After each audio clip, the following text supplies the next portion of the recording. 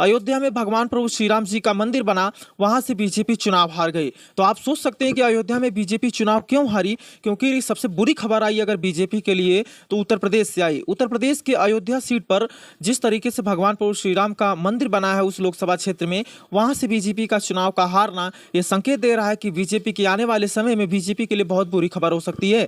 लेकिन सबसे बड़ी बात है कि इस चुनाव में जिस तरीके से समाजवादी पार्टी ने प्रदर्शन किया है, जिस तरीके से, सबसे पहले बात करते हैं अयोध्या की सीट बीजेपी क्यों हारी। समाजवादी पार्टी ने अयोध्या की सीट जीतकर पूरे देश भर में समाजवादी पार्टी का नाम रोशन किया और अखिलेश यादव काफी चर्चा में आ गए।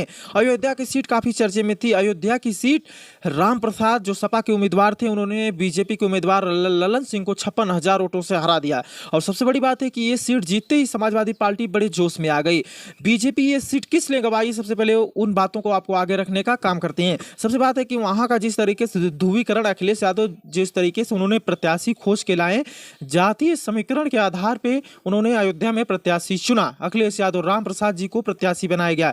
और सबसे बड़ी बात है कि दूसरी जो सबसे बीजेपी की हार का दूसरा सबसे बड़ा कारण है, वहां के जिस तरीके से उन जमीनों का मुआवजा नहीं दिया गया उन किसानों को, इसी की वजह से बताया जा रहा है कि वो भी हार का कारण हो सकता है। और तमाम बीजेपी के बड़े नेता ये सोच रहे थे कि अयोध्या में भगवान प्रभु श्री राम जी का मंदिर बना है तो बीजेपी आराम से जीत जाएगी और राम के नाम पे हमें वोट मिल जाएगा। लेकिन इसका उलट हुआ। बीजेपी जिस तरीके का सोच रही थी अयोध्या में जीतने के लिए, बीजेपी वहां 56,000 के वोटों से सीट गंवा दी। इसी के कारण नरेंद्र मोदी काफी हताश दिखाई दे रहे हैं और योगी जी काफी हताश दिखाई दे रहे हैं, क्योंकि जहां भगवान प्रभु श्री राम जी का मंदिर बना है वहां बीजेपी अगर चुनाव हार जाती है जनाब, तो कहीं ना कहीं बहुत बड़े संकेत दे रही है। आने वाले समय बीजेपी के लिए बुरी खबर साबित हो सकती है।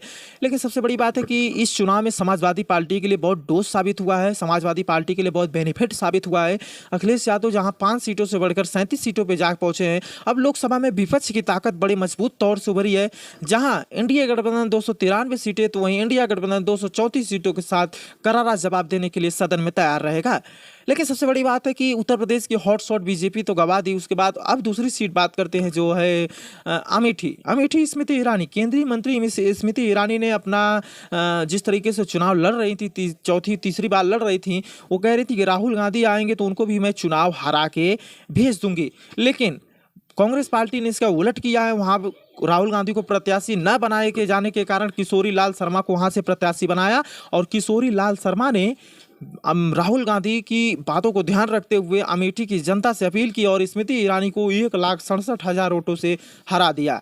ये सबसे बड़ा उलटफेर हुआ। लेकिन सबसे बड़ी बात है कि उत्तर प्रदेश की अमेठी, उत्तर प्रदेश की अयोध्या सीट, आजमगढ़ सीट, ऐसी तमाम वीआईपी सीटें थी, चंदौली, तमाम वीआईपी सीटें थी जो समाजवादी पार्टी ने अपने नाम की। लेकिन सबसे बड़ी बात है कि अयोध्या की सीट बीजेपी को हारना कहीं ना कहीं बुरे संकेत दे रहा है। जिस तरीके से जहां भगवान प्रभु श्री राम जी का मंदिर बना है वहां से बीजेपी अगर चुनाव हार रही है तो कहीं ना कहीं समाजवादी पार्टी के लिए अच्छी खबर है और बीजेपी के लिए बहुत बुरी खबर है, क्योंकि तमाम अयोध्या के लोगों ने विकास को न देखते हुए, उन्होंने तमाम जातीय ध्रुवीकरण को देखते हुए सपा उम्मीदवार राम प्रसाद जी को वोट किया। जिस तरीके से उनको मुआवजा न मिला उसका उन लोगों के बीच आक्रोश था। इसी को देखते हुए उन लोगों ने समाजवादी पार्टी के कैंडिडेट राम प्रसाद जी को अपना वोट दिया।